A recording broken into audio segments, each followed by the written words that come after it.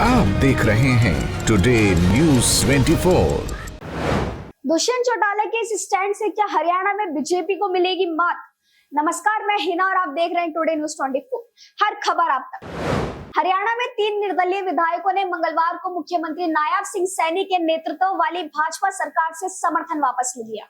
कांग्रेस को समर्थन देकर इन विधायकों ने लोकसभा चुनावों के मौसम में बीजेपी की सांस ही अटका दी है।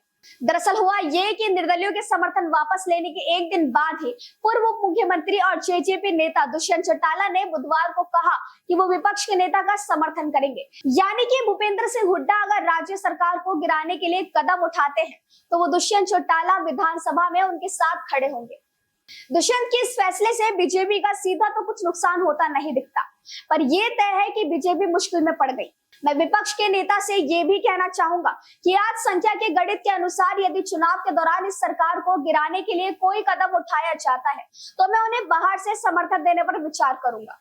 अब ये कांग्रेस को सोचना है कि क्या वो भाजपा सरकार को गिराने के लिए कदम उठाएगी। दुष्यंत ने कहा, हरियाणा में 25 मई को लोकसभा चुनाव के लिए मतदान होना। चौटाला कहते हैं कि 3 विधायकों ने समर्थन वापस ले लिया है। मनोहर लाल खट्टर करनाल से लोकसभा उम्मीदवार हैं। रणजीत सिंह हिसार से उम्मीदवार है। इन लोगों ने विधायक पद से इस्तीफा दे दिया है। ये सीधा दिख रहा है कि कुल 5 विधायक विधानसभा से बाहर हो चुके हैं और भाजपा सरकार के पास साधारण बहुमत भी नहीं है। दुष्यंत ने कहा कि मैं मांग करता हूं कि मुख्यमंत्री नैतिक आधार पर इस्तीफा दे। तीनों निर्दलियों ने अपना समर्थन वापस लेने का प्रस्ताव राज्यपाल को भेज दिया है।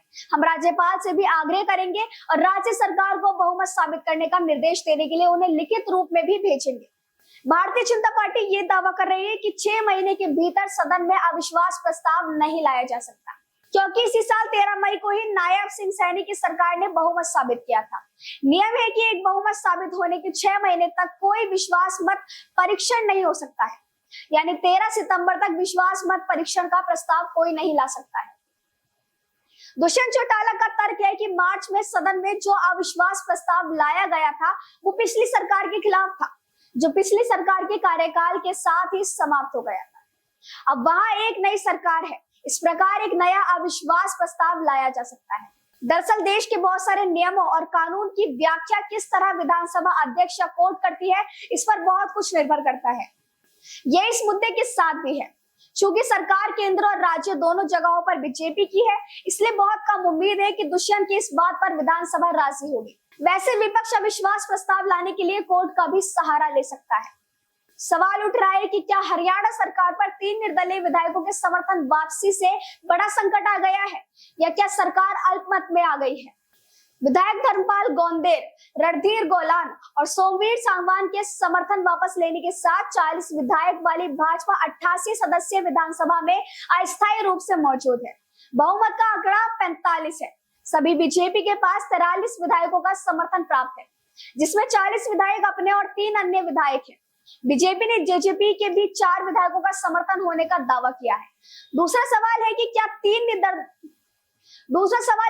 क्या 3 निर्दलियों के समर्थन वापसी से कांग्रेस के पास सरकार बनाने का कोई मौका है।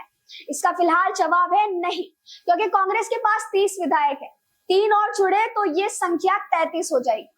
अब बात ये भी है कि क्या जेजेपी के सारे विधायक दुष्यंत चौटाला के साथ हैं, तो इसका उत्तर यही है कि खुद जेजेपी भी नहीं जानती उसके कितने विधायक उनके कहने पर पार्टी के समर्थन में वोट डालेंगे। अपने ही विधायकों के पार्टी छोड़ने के बारे में बात करते हुए चौटाला ने कहा, व्हीप में बहुत शक्ति होती है। व्हीप लागू रहने तक पार्टी के सभी विधायकों को उसी के मुताबिक वोट करना होगा।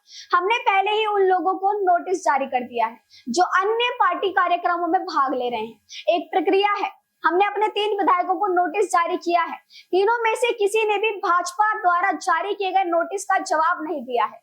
अगर उनका जवाब संतोषजनक नहीं पाया गया तो हम स्पीकर को पत्र लिखकर उन्हें अयोग्य ठहराने की मांग करेंगे।